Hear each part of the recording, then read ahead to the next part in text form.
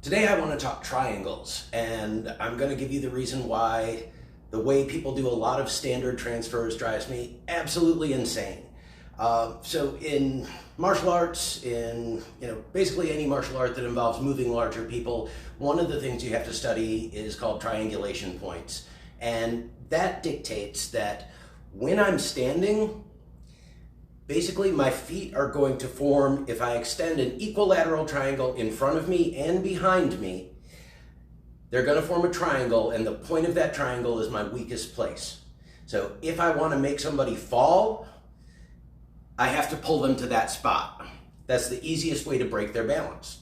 What drives me nuts is when I see someone starting to do a transfer and they stoop down and bend over to pull the person up.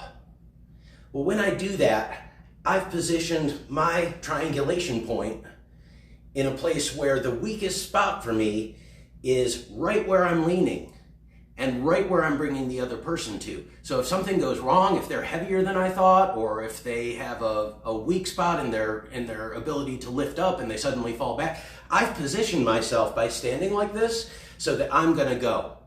I almost have to fall if something goes wrong. And by the way, as I'm lifting them up, they're coming up from a seated position into their triangulation point too. Now that's good because that's actually the open space for them. I want them to be able to come into that space. But it becomes a problem when we're both going into that space and I lose control. So now either that person pulls me over onto them, or if they fall towards me, there's that rear triangulation point and I will fall backwards. Now, let me show you how to switch the script a little bit. When I blade my stance and take one foot forward and another foot slightly back, that radically changes where my triangulation point falls. So now, if I'm standing this way, it always assumes that I'm going in the same direction as my feet. So with one foot back though and facing this way, my triangulation point is now to the side of me.